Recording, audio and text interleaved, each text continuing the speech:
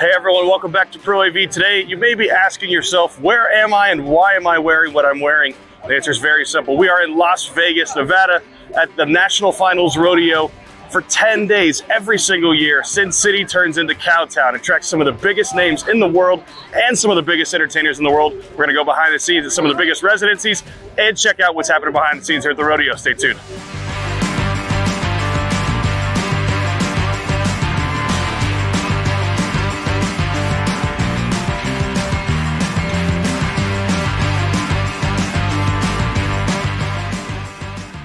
"10 days in Las Vegas, the penultimate of our sport. It is the place to be seen." Las Vegas is a town known for its excellence in entertainment, production, and visuals, and that's amplified when the NFR is in town. Each year, the Thomas and Mack Center in Vegas is converted from a basketball arena to a fully fledged rodeo mecca. Although throughout the year there are varying degrees of viewing experiences at rodeos, attendees are accustomed to the NFR pulling out all the stops when it comes to production and A-list entertainment. In addition to the 1,200 tons of dirt, crews utilize lights, sound, lasers, and pyro to amplify the experience of those in attendance. No two rodeos are the same. And so there are some rodeos that are incredibly traditional that you will not find pyrotechnics and loud music. And then there are other rodeos who have figured out that you can have 20 days of A-list performances and people will come to watch this artist. And by the way, there's a 2-hour rodeo before the concert ever starts. And so that's an entertainment piece. Cheyenne Frontier Days is the same way. Their rodeo takes place at noon, and then there's a concert every night. And so it's about the entertainment. But again, we can't emphasize enough that every one of these rodeos is the event for a community. This 10-day extravaganza brings nearly 200,000 visitors to Sin City, but its origins are actually quite humble. And to fully appreciate the current popularity of events at rodeos like the NFR and the cultural boom in the rodeo lifestyle, it's important to understand where it came from. I kind of liken it to the first marathon when that happened in Greece. And it was something that was actually a real-world application.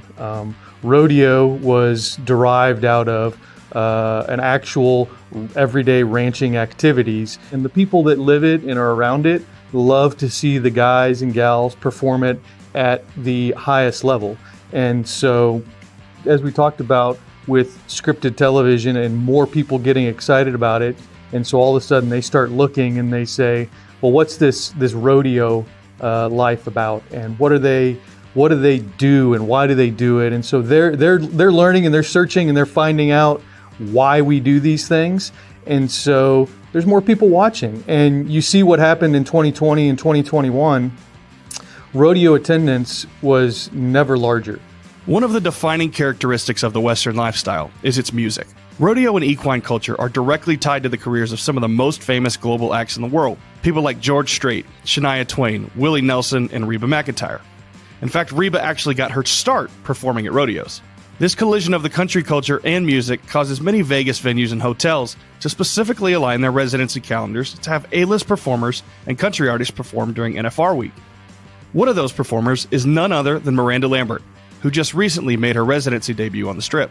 Las Vegas is one of those places where everything's available. And so I love the fact that it's a city that lifts up all kinds of artists, from the shows to Cirque to, country music, any kind of thing you can think of, there's a show to see here. And I love that. And so becoming part of that sort of kids club of, the cool kids club that's had Vegas residencies was a really good thought when it was presented to me. So I'm thrilled to be here. I think it's awesome. Vegas productions are known for pulling out all the stops.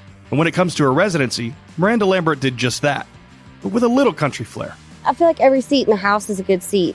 It feels really intimate, but you can still put on a huge show. And I've never experienced that before because theaters normally don't have that big of a stage to work with. So it was really interesting that I could see most of the faces in the room and still put a set this big in this place. We've never had pyro on tour, and we've never had this many lights. So everything is very well thought out, and every song is lifted up by this set, and it really is so cool to watch. You know, just being on tour this long, I've never seen our show at such an elevated level. From the stage to the arena, the National Finals Rodeo leaves its imprint on Sin City every year.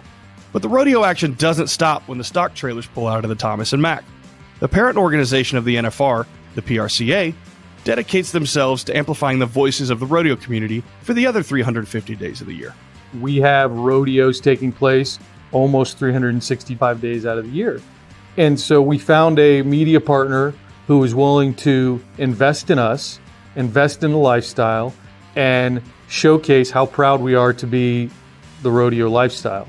And so now you can, on a Tuesday night in the summer, we advertise, they advertise 100 rodeos in 100 days over the summer. And that is really cool for somebody sitting in Fort Worth, Texas, or somebody sitting in any number of cities to be able to turn on their television or pull up their app and be able to see what it's like to be at the Dodge City Rodeo, or to be in Reno, or to be in any of these places. And like I said, none of them are the exact same. And so they get to have a flavor of what rodeo is across the country. Thanks so much for tuning in to Pro AV today. Hope you enjoyed our coverage of the National Finals Rodeo here in Las Vegas, Nevada.